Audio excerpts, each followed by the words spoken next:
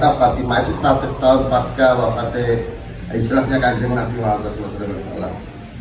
Dan wasiat Simbah Abdurrahman Tegaljo sama Mbak Imam Masjid itu ada kan madrasah, ada kan pondok itu.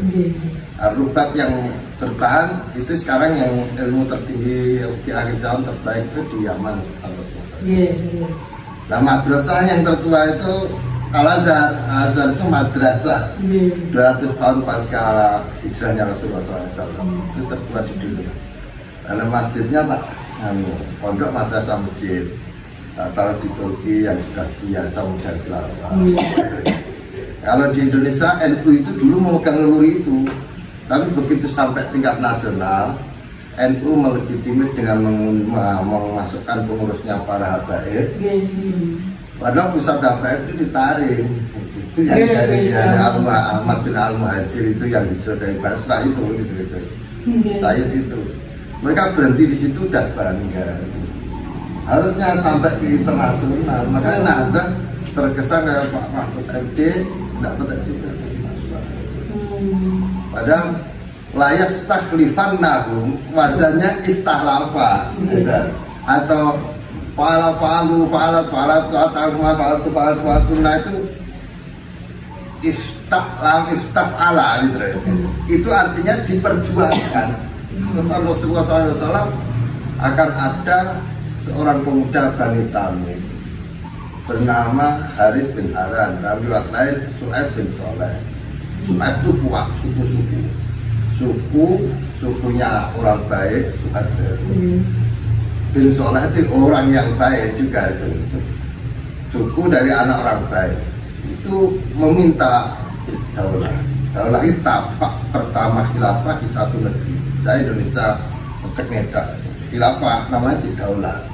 Tapi ketika seluruh dunia sudah berbayat ke Indonesia namanya khilafah. Misalnya Afghanistan ngecek nedar al-Islam itu namanya tapak daulah, tapak khilafah gitu. Begitu seluruh dunia ke Afghanistan gitu, itu namanya khilafah. Itu tolaknya nanti minta kebaikan, tidak ngeri. Kemudian orang itu berjuang kata Rasulullah sampai akhirnya dia mampu menegakkan bendera khilafah Darul Islam atas nama khilafah ala minhajid dua cikal bakalnya. Tapi kemudian bendera khilafah akan diberikan ke pemuda Baitan tadi, tapi dia tidak mau. Maka datanglah seorang dari keturunanku kata Rasulullah. Kemudian bendera khilafah itu diserahkan kepada oleh pemuda Baitan tadi kepada keturunanku. Kalau engkau menemuinya berbaiatlah, walaupun harus merangkak di atas salju. Karena yang diserai bendera pemuda Baitan dari keturunanku yang diserai bendera Baitan tadi adalah Khalifatullah al-Mahdi. Nah itu awal tegaknya. Nah pembangkitnya diperkirakan Indonesia, pemantiknya.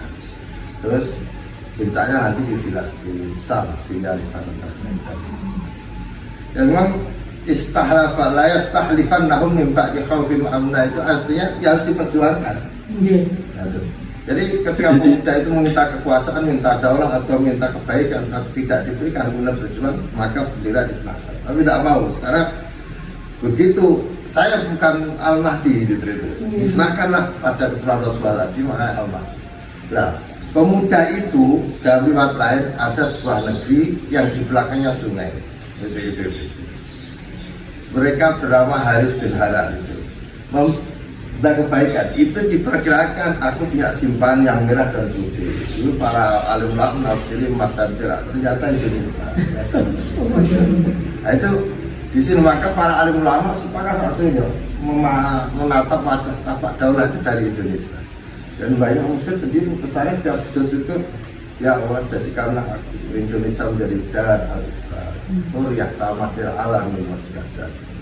Nah itu tapak khilafah. Karena setiap satu daulah satu negeri ketika dikembali namanya khilafah ala minhajid. Karena besar Rasulullah SAW akan muncul kenabian sekedar indah dakwah mulai dicabut. Nah zaman Nabi Muhammad SAW dari zaman pertama ini. Zaman kedua akan muncul khilafah ala minhajid buat sekedar indah dakwah dan akan diangkat. Itu yaitu Abu Bakar, Umar, Utsman, Ali. Dan satu riwayat tambah 1 tahun atau 8 bulan itu zaman Hasan bin Ali itu itu khilafah ala minhajin nubuwah itu umurnya 31 pas wafatnya Sayyidina Ali Sayyidina Hasan itu. Yang ketiga akan muncul apa itu mulukan a'zam, kerajaan-kerajaan yang kejam atau menggigit, itu orang yang kejam.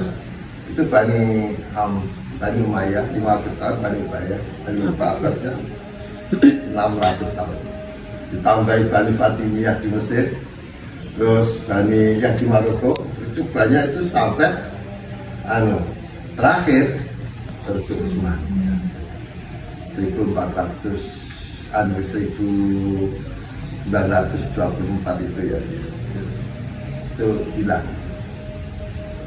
Dan Nahdlatul itu sebenarnya didirikan oleh, ketika rapat untuk mendirikan kembali khilafah di India gagal, dia selalu dibanding oleh Raja Saud, kemudian dia mendirikan kerajaan itu sebenarnya membentengi untuk apa itu, awal tegaknya organisasi ke arah kembali khilafah dan bahasa masa itu. Tapi kita tapi mereka keluar dari takwana, mereka tidak suka khilafah.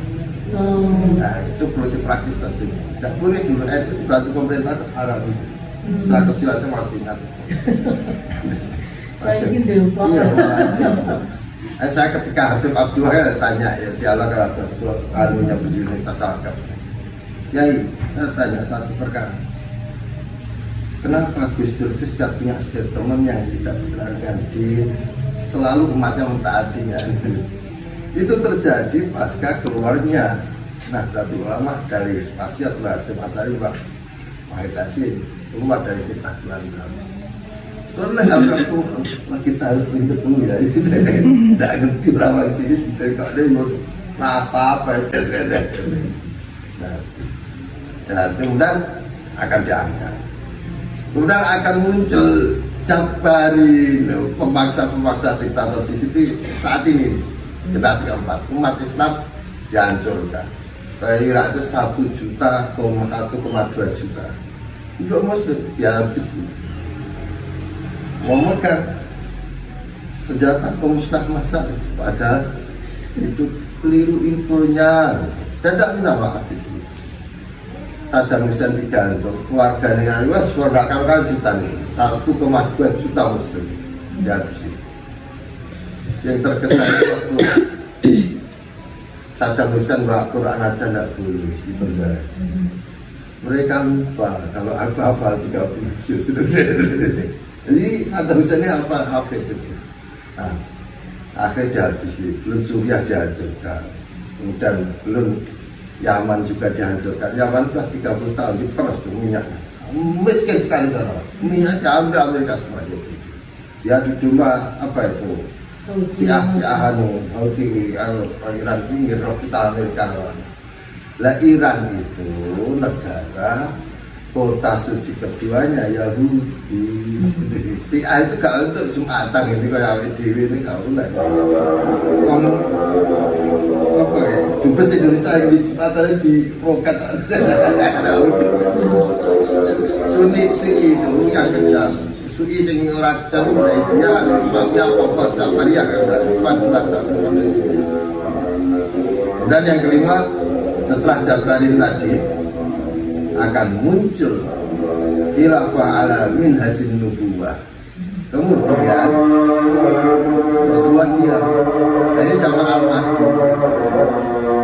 Makanya kita ini di zaman keempat, kejam-kejam ya Muslim bantai di mana-mana.